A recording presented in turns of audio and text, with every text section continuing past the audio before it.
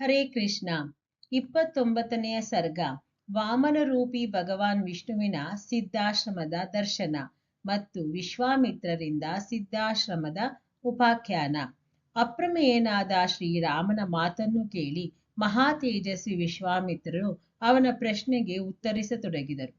ಮಹಾಬಾಹು ಶ್ರೀರಾಮನೇ, ಬಹಳ ಹಿಂದೆ ದೇವವಂದಿತ ಭಗವಾನ್ ವಿಷ್ಣುವು 100 ಯುಗಗಳವರೆಗೆ ಅನೇಕ ವರ್ಷ ತಪಸ್ಸು ಇಲ್ಲಿ ಮಾಡಿದ್ದನು.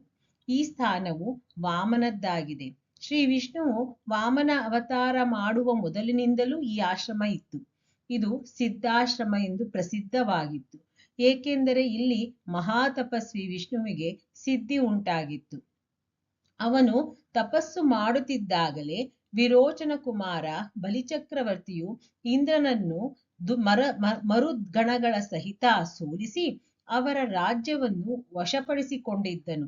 ಅವನು 3 ಲೋಕಗಳಲ್ಲಿಯೂ ವಿಖ್ಯಾತನಾಗಿದ್ದನು. ಆ ಮಹಾಬಲಿ ಅಸುರನು ಒಂದು ಯಜ್ಞವನ್ನು ಆಯೋಜಿಸಿದ್ದನು. ಆತ ಬಲಿಯು ಯಜ್ಞದಲ್ಲಿ ತೊಡಗಿದ್ದಾಗ ಇತ್ತ ಅಗ್ನಿಯೇ ಮೊದಲಾದ ದೇವತೆಗಳು ಈ ಆಶ್ರಮಕ್ಕೆ ಬಂದು ಭಗವಾನ್ ವಿಷ್ಣುವಿನಲ್ಲಿ ಪ್ರಾರ್ಥಿಸಿದರು. ಸರ್ವವ್ಯಾಪಿ ಪರಮೇಶ್ವರನೇ, ವಿರೋಚನ ಕುಮಾರ ಬಲಿಯು ಒಂದು ಉತ್ತಮ ಯಜ್ಞವನ್ನು ಮಾಡುತ್ತಿದ್ದಾನೆ. ಅವನ ಆ ಯಜ್ಞವು ಪೂರ್ಣವಾಗುವ ಮೊದಲೇ ನೀನು ನಮ್ಮ ಕಾರ್ಯವನ್ನು ಸಿದ್ಧಪಡಿಸಿಕೊಡಬೇಕು. ಈ ಸಮಯದಲ್ಲಿ ಯಾವನೇ ದೇಶಾಂತರದ ಯಾಚಕನು ಬಂದು ಅವನಲ್ಲಿ ಬೇಡಿದರೆ ಗೋ, ಭೂಮಿ, ಸುವರ್ಣ ಮುಂತಾದ ಎಲ್ಲ ವಸ್ತುವನ್ನು ರಾಜಬಲಿಯು ಅವರಿಗೆ ಅರ್ಪಿಸುವನು. ಆದ್ದರಿಂದ ವಿಷ್ಣು, ನೀನು ದೇವತೆಗಳ ಹಿತಕ್ಕಾಗಿ ತನ್ನ ಯೋಗಮಾಯೆಯಿಂದ ವಾಮನ ರೂಪವನ್ನು ಧರಿಸಿ ಆ ಯಜ್ಞಕ್ಕೆ ಹೋಗಿ ನಮ್ಮ ಉತ್ತಮ ಕಲ್ಯಾಣ ಸಾಧನವನ್ನು ಮಾಡು. ಶ್ರೀರಾಮ, ಆಗಲೇ ಅಗ್ನಿಯಂತೆ ತೇಜಸ್ವಿ ಮಹರ್ಷಿ ಕಶ್ಯಪರು ಧರ್ಮಪತ್ನಿ ಅದಿತಿಯ ಜೊತೆಗೆ ತನ್ನ ತೇಜದಿಂದ ಬೆಳಗುತ್ತಾ ಇಲ್ಲಿಗೆ ಬಂದರು. ಅವರು 1000 ದಿವ್ಯ ವರ್ಷಗಳವರೆಗೆ ಮಹಾನ್ ವ್ರತವನ್ನು ಅದಿತಿಯೊಂದಿಗೆ ಮುಗಿಸಿ ಬಂದಿದ್ದರು. ಅವರು ವರದಾಯಕ ಭಗವಾನ್ ಮಧುಸೂದನನ್ನು ಇಂದು ಸ್ತುತಿಸಿದರು. ಭಗವಂತನೇ, ನೀನು ತಪೋಮಯ ತೇಜದ ರಾಶಿಯಾಗಿರುವೆ. ತಪಸ್ಸೇ ನಿನ್ನ ಸ್ವರೂಪವಾಗಿದೆ. ಜ್ಞಾನಗಮ್ಯವಾಗಿರುವೆ. ನಾನು ಚೆನ್ನಾಗಿ ತಪಸ್ಸು ಮಾಡಿ ಅದರ ಪ್ರಭಾವದಿಂದ ಪುರುಷೋತ್ತಮನಾದ ನಿನ್ನನ್ನು ದರ್ಶಿಸುತ್ತಾ ಇದ್ದೇನೆ. ಪ್ರಭೋ, ಇಡೀ ಜಗತ್ತೇ ನಿನ್ನ ಶರೀರದಲ್ಲಿ ಸ್ಥಿತವಿರುವಂತೆ ನಾನು ನೋಡುತ್ತಿದ್ದೇನೆ. ನೀನು ಅನಾದಿಯಾಗಿರುವೆ. ದೇಶ ಕಾಲ ವಸ್ತುಗಳ ಸೀಮೆಯಿಂದ ಅತೀತನಾದ್ದರಿಂದ ನಿನ್ನನ್ನು ಇದೇ ಎಂದು ನಿರ್ದೇಶಿಸಲಾಗುವುದಿಲ್ಲ. ನಾನು ನಿನಗೆ ಶರಣು ಬಂದಿರುವೆನು. ಕಶ್ಯಪರ ಎಲ್ಲ ಪಾಪಗಳು ತೊಳೆದು ಹೋಗಿತ್ತು. ಭಗವಾನ್ ಶ್ರೀಹರಿಯು ಅತ್ಯಂತ ಪ್ರಸನ್ನನಾಗಿ ಅವರಲ್ಲಿ ಹೇಳಿದನು, ಮಹರ್ಷಿಯೇ, ನಿನಗೆ ಮಂಗಳವಾಗಲಿ. ನೀನು ಇಚ್ಛಿತ ವರವನ್ನು ಬೇಡು, ಏಕೆಂದರೆ ನೀನು ವರ ಪಡೆಯಲು ಯೋಗ್ಯನಾಗಿರುವೆ ಎಂದೇ ನಾನು ಭಾವಿಸುತ್ತೇನೆ. ಭಗವಂತನ ಈ ಮಾತನ್ನು ಕೇಳಿ ಮರೀಚಿನಂದನ ಕಶ್ಯಪನು ಹೇಳಿದನು, ಸುವ್ರತನಾದ ವರದಾಯಕ ಪರಮೇಶ್ವರನೇ, ದೇವತೆಗಳು ಹಾಗೂ ಅದಿತಿಯೊಂದಿಗೆ ನಾನು ನಿನ್ನಲ್ಲಿ ಒಂದೇ ಮಾತಿಗಾಗಿ ಪದೇ ಪದೇ ಯಾಚಿಸುತ್ತೇನೆ. ನೀನು ಅತ್ಯಂತ ಪ್ರಸನ್ನನಾಗಿ ಭಗವಂತನೇ, ನಿಷ್ಠಾಪ ನಾರಾಯಣನೇ, ನೀನೇ ನಮಗೆ ಪುತ್ರನಾಗಬೇಕು. ಇದೊಂದೇ ವರವನ್ನು ಕರುಣಿಸು. ಹರಿಸೂದನನೇ, ನೀನು ಇಂದ್ರನ ತಮ್ಮನಾಗಿ ಶೋಕದಿಂದ ಪೀಡಿತರಾದ ದೇವತೆಗಳಿಗೆ ಸಹಾಯ ಮಾಡು. ದೇವೇಶ್ವರ ಭಗವಂತನೇ, ನಿನ್ನ ಕೃಪೆಯಿಂದ ಈ ಸ್ಥಾನವು ಸಿದ್ಧಾಶ್ರಮ ಎಂಬ ಹೆಸರಿನಿಂದ ವಿಖ್ಯಾತವಾಗಲಿ. ಈಗ ನಿನ್ನ ತಪೋರೂಪಿ ಕರ್ಮ ಸಿದ್ಧವಾಗಿದೆ. ಆದ್ದರಿಂದ ಮುಂದಿನ ಅವತಾರಕ್ಕೆ ಇದನ್ನು ಬಿಟ್ಟು ಬಾ. ಅನಂತರ ಮಹಾತೇಜಸ್ವಿ ಭಗವಾನ್ ವಿಷ್ಣುವು ಅದಿತಿ ದೇವಿಯ ಗರ್ಭದಿಂದ ಪ್ರಕಟನಾಗಿ ವಾಮನ ರೂಪವನ್ನು ಧರಿಸಿ ವಿರೋಚನ ಕುಮಾರ ಬಲಿಯ ಬಳಿಗೆ ತೆರಳಿದನು. ಸಮಸ್ತ ಲೋಕಗಳ ಹಿತದಲ್ಲಿ ತತ್ಪರನಾದ ಭಗವಾನ್ ವಿಷ್ಣುವು ಬಲಿಯ ಅಧಿಕಾರದಲ್ಲಿರುವ 3 ಲೋಕ ರಾಜ್ಯವನ್ನು ಕಸಿದುಕೊಳ್ಳಲು ಬಯಸುತ್ತಿದ್ದನು. ಆದ್ದರಿಂದ ಅವನು 3 ಹೆಜ್ಜೆ ಭೂಮಿಯನ್ನು ಯಾಚಿಸಿ ಅವನಿಂದ ಭೂದಾನವನ್ನು ಪಡೆದು 3 ಲೋಕಗಳನ್ನು ಆಕ್ರಮಿಸಿ ಅವನ್ನು ದೇವೇಂದ್ರನಿಗೆ ಮರಳಿಸಿಕೊಟ್ಟನು. ಮಹಾ ತೇಜಸ್ವಿ ಶ್ರೀಹರಿಯು ತನ್ನ ಶಕ್ತಿಯಿಂದ ಬಲಿಯನ್ನು ನಿಗ್ರಹಿಸಿ 3 ಲೋಕಗಳನ್ನು ಪುನಃ ಇಂದ್ರನಿಗೆ ಒಪ್ಪಿಸಿಕೊಟ್ಟನು. ಅದೇ ಭಗವಂತನು ಹಿಂದೆ ಇಲ್ಲಿ ವಾಸಿಸಿದ್ದನು. ಅದಕ್ಕಾಗಿ ಈ ಆಶ್ರಮವು ಎಲ್ಲ ವಿಧದ ಶ್ರಮ ಅಂದರೆ ದುಃಖ, ಶೋಕವನ್ನು ನಾಶ ಮಾಡುವಂತಹದ್ದು. ಆ ಭಗವಾನ್ ವಾಮನನಲ್ಲಿ ಭಕ್ತಿ ಇರುವುದರಿಂದ ನಾನೂ ಕೂಡ ಈ ಸ್ಥಾನವನ್ನು ಉಪಯೋಗಿಸುತ್ತಿದ್ದೇನೆ. ಇದೇ ಆಶ್ರಮಕ್ಕೆ ನನ್ನ ಯಜ್ಞದಲ್ಲಿ ವಿಘ್ನವನ್ನೊಡ್ಡುವ ರಾಕ್ಷಸರು ಬರುತ್ತಾರೆ. ಪುರುಷ ಸಿಂಹನೇ, ನೀನು ಇಲ್ಲೇ ಆ ದುರಾಚಾರಿಗಳನ್ನು ವಧಿಸುವುದಿದೆ. ಶ್ರೀರಾಮ, ಈಗ ನಾವು ಆ ಪರಮೋತ್ತಮ ಸಿದ್ಧಾಶ್ರಮಕ್ಕೆ ಬಂದಿದ್ದೇವೆ. ಅಯ್ಯ, ಈ ಆಶ್ರಮವು ನನ್ನದಿರುವಂತೆಯೇ ನಿನ್ನದೂ ಆಗಿದೆ. ಹೀಗೆ ಹೇಳಿ ಮಹಾಮುನಿಯು ಬಹಳ ಪ್ರೇಮದಿಂದ ಶ್ರೀರಾಮ ಲಕ್ಷ್ಮಣರ ಕೈ ಹಿಡಿದುಕೊಂಡು ಅವರಿಬ್ಬರೊಂದಿಗೆ ಆಶ್ರಮವನ್ನು ಪ್ರವೇಶಿಸಿದರು. ಆಗ ಪುನರ್ವಸು ಎಂಬ 2 ನಕ್ಷತ್ರಗಳ ನಡುವೆ ಇರುವ ಮಂಜುರಹಿತ ಚಂದ್ರನಂತೆ ಅವರು ಶೋಭಿಸುತ್ತಿದ್ದರು. ವಿಶ್ವಾಮಿತ್ರರು ಬಂದಿರುವುದನ್ನು ನೋಡಿ ಸಿದ್ಧಾಶ್ರಮದಲ್ಲಿ ವಾಸಿಸುವ ಎಲ್ಲ ತಪಸ್ವಿಗಳು ಕುಣಿಯುತ್ತಾ ಕೂಡಲೇ ಅವರ ಬಳಿಗೆ ಬಂದು ಎಲ್ಲರೂ ಸೇರಿ ಆ ಧೀಮಂತ ವಿಶ್ವಾಮಿತ್ರರನ್ನು ಯಥೋಚಿತವಾಗಿ ಪೂಜಿಸಿದರು. ಹಾಗೆಯೇ ಅವರು ಆ ರಾಜಕುಮಾರರಿಬ್ಬರಿಗೂ ಅತಿಥಿ ಸತ್ಕಾರ ಮಾಡಿದರು. ಮುಹೂರ್ತ ಕಾಲ ವಿಶ್ರಾಂತಿ ಪಡೆದು ರಘುನಂದನರಾದ ಶ್ರೀರಾಮ ಲಕ್ಷ್ಮಣರು ಕೈ ಮುಗಿದು ಮುನಿವರ ವಿಶ್ವಾಮಿತ್ರರಲ್ಲಿ ಇಂತೆಂದರು. ಮುನಿಶ್ರೇಷ್ಠರೇ, ತಾವು ಇಂದೇ ಯಜ್ಞ ದೀಕ್ಷೆಯನ್ನು ಕೈಗೊಳ್ಳಿರಿ. ನಿಮಗೆ ಮಂಗಳವಾಗಲಿ. ಈ ಸಿದ್ಧಾಶ್ರಮವು ವಾಸ್ತವವಾಗಿ ಅನ್ವರ್ಥವಾಗಲಿ. ರಾಕ್ಷಸರ ವಧೆಯ ವಿಷಯದಲ್ಲಿ ನೀವು ಹೇಳಿದ ಮಾತು ನಿಜವಾಗಲಿ. ಅವರು ಹೀಗೆ ಹೇಳಿದಾಗ ಮಹಾತೇಜಸ್ವಿ ಮಹರ್ಷಿ ವಿಶ್ವಾಮಿತ್ರರು ಜಿತೇಂದ್ರಿಯ ಭಾವದಿಂದ ನಿಯಮಪೂರ್ವಕ ಯಜ್ಞ ದೀಕ್ಷೆಯನ್ನು ಪ್ರವೇಶಿಸಿದರು.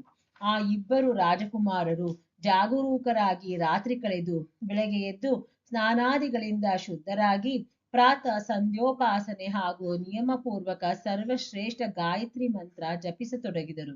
ಜಪ ಪೂರೈಸಿ ಅಗ್ನಿಹೋತ್ರ ಮಾಡಿ ಕುಳಿತಿರುವ ವಿಶ್ವಾಮಿತ್ರರ ಚರಣಗಳಲ್ಲಿ ವಂದಿಸಿಕೊಂಡರು.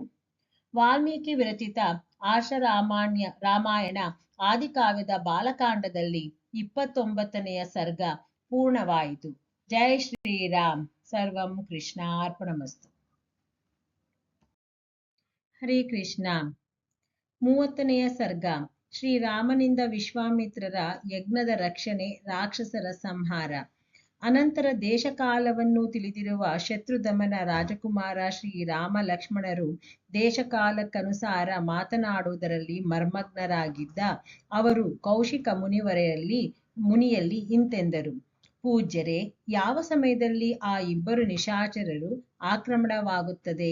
ಇದನ್ನು ನಾವು ತಿಳಿಯಲು ಬಯಸುತ್ತಿದ್ದೇವೆ. ಏಕೆಂದರೆ ಅವರಿಬ್ಬರು ಯಜ್ಞಭೂಮಿಗೆ ಬರುವುದನ್ನು ನಾವು ತಡೆಯಬೇಕಾಗಿದೆ. ಎಲ್ಲಾದರೂ ಎಚ್ಚರ ತಪ್ಪಿ ಆ ಸಂದರ್ಭವು ತಪ್ಪಿ ಹೋಗಬಾರದು. ಅದಕ್ಕಾಗಿ ತಿಳಿಸಿರಿ. ಹೀಗೆ ಹೇಳಿದ ಯುದ್ಧದ ಇಚ್ಛೆಯಿಂದ ಆತುರರಾದ ಆ ಇಬ್ಬರು ಕಕುತ್ಸತ ವಂಶಿ ರಾಜಕುಮಾರರನ್ನು ನೋಡಿ ಆ ಎಲ್ಲ ಮುನಿಗಳು ಸಂತೋಷಗೊಂಡರು ಹಾಗೂ ಆ ಇಬ್ಬರು ಸಹೋದರರನ್ನು ಭೂರಿ ಪ್ರಶಂಸಿಸಿದರು. ಅವರು ಹೇಳಿದರು, ಈ ಮುನಿವರ್ಯ ವಿಶ್ವಾಮಿತ್ರರು ಯಜ್ಞದ ದೀಕ್ಷೆಯನ್ನು ಕೈಗೊಂಡಿರುವರು. ಆದ್ದರಿಂದ ಈಗ ಮೌನವಾಗಿ ಇರುವರು. ರಘುವಂಶಿ ವೀರರಾದ ನೀವಿಬ್ಬರು ಎಚ್ಚರವಾಗಿದ್ದು ಇಂದಿನಿಂದ 6 ರಾತ್ರಿಗಳವರೆಗೆ ಅವರ ಯಜ್ಞವನ್ನು ರಕ್ಷಿಸುತ್ತಾ ಇರಿ. ಮುನಿಗಳ ಈ ಮಾತನ್ನು ಕೇಳಿ ಆ ಇಬ್ಬರು ಯಶಸ್ವಿ ರಾಜಕುಮಾರರು ಒಂದೇ ಸಮನೆ 6 ಹಗಲು 6 ರಾತ್ರಿಗಳವರೆಗೆ ಆ ತಪೋವನವನ್ನು ರಕ್ಷಿಸುತ್ತಾ ಇದ್ದರು. ಇಷ್ಟು ದಿನ ಅವರು ನಿದ್ದೆಯನ್ನು ಮಾಡಲಿಲ್ಲ. ಶತ್ರುಗಳನ್ನು ದಮನ ಮಾಡುವ ಆ ಪರಮ ಧನುರ್ಧರ ವೀರರು ಸತತ ಎಚ್ಚರವಾಗಿದ್ದು ಮುನಿವರ ವಿಶ್ವಾಮಿತ್ರರ ಬಳಿ ನಿಂತುಕೊಂಡು ಅವರ ಮತ್ತು ಅವರ ಯಜ್ಞದ ರಕ್ಷಣೆಯಲ್ಲಿ ತತ್ಪರರಾಗಿದ್ದರು. ಈ ಪ್ರಕಾರ 5 ದಿನಗಳು ಕಳೆದು 6ನೆಯ ದಿನ ಬಂದಾಗ ಶ್ರೀರಾಮನು ಸೌಮಿತ್ರೆಯಲ್ಲಿ ಹೇಳಿದನು, ಸುಮಿತ್ರಾನಂದನ, ನೀನು ನಿನ್ನ ಚಿತ್ತವನ್ನು ಏಕಾಗ್ರಗೊಳಿಸಿ ಎಚ್ಚರವಾಗಿರು. ಯುದ್ಧದ ಇಚ್ಛೆಯಿಂದ ಅವಸರಪಡಿಸುತ್ತಾ ಶ್ರೀರಾಮನು ಹೀಗೆ ಹೇಳುತ್ತಿರುವಾಗಲೇ ಉಪಾಧ್ಯಾಯ ಅಂದರೆ ಬ್ರಹ್ಮ, ಪುರೋಹಿತ, ಉಪದ್ರಷ್ಟ ಹಾಗೂ ಇತರ ಋತ್ವಿಜರಿಂದ ತುಂಬಿದ ಯಜ್ಞದ ವೇದಿಕೆಯು ಒಮ್ಮೆಲೆ ಪ್ರಜ್ವಲವಾಯಿತು. ಅಂದರೆ ವೇದಿಯು ಹೀಗೆ ಉರಿಯುವುದು ರಾಕ್ಷಸರ ಆಗಮನದ ಸೂಚಕ ಉತ್ಪಾತವಾಗಿತ್ತು. ಅನಂತರ ಕುಶ, ಚಮಸ, ಶೃಕ, ಸಮಿದೆ ಹಾಗೂ ಹೂವುಗಳ ರಾಶಿಯಿಂದ ಸುಶೋಭಿತವಾದ ವಿಶ್ವಾಮಿತ್ರ ಹಾಗೂ ಋತ್ವಿಜರ ಸಹಿತ ಯಜ್ಞದ ವೇದಿಯಲ್ಲಿ ಆವಾಹನೀಯ ಅಗ್ನಿಯು ಪ್ರಜ್ವಲವಾಯಿತು. ಅಂದರೆ ಅಗ್ನಿಯು ಹೇಗೆ ಪ್ರಜ್ವಲಿತವಾಗುವುದು ಯಜ್ಞದ ಉದ್ದೇಶದಿಂದ ಆಗಿತ್ತು. ಮತ್ತೆ ಶಾಸ್ತ್ರವಿಧಿಗನುಸಾರ ವೇದ ಮಂತ್ರಗಳ ಉಚ್ಚಾರಣ ಪೂರ್ವಕ ಆ ಯಜ್ಞದ ಕಾರ್ಯ ಪ್ರಾರಂಭಗೊಂಡಿತು. ಇದೇ ಸಮಯದಲ್ಲಿ ಆಕಾಶದಲ್ಲಿ ಭಯಾನಕ ಭಾರೀ ಶಬ್ದ ಉಂಟಾಯಿತು. ಮಳೆಗಾಲದಲ್ಲಿ ಕರಿಮೋಡಗಳು ಆಕಾಶವನ್ನು ಮುಚ್ಚಿಬಿಡುವಂತೆಯೇ ಮಾರೀಚ ಮತ್ತು ಸುಬಾಹು ಎಂಬ ರಾಕ್ಷಸರು ಎಲ್ಲೆಡೆ ತಮ್ಮ ಮಾಯೆಯನ್ನು ಹರಡುತ್ತಾ ಯಜ್ಞ ಮಂಟಪದ ಕಡೆಗೆ ಓಡಿ ಬರುತ್ತಿದ್ದರು. ಅವರ ಅನುಚರರು ಜೊತೆಗೇ ಇದ್ದರು.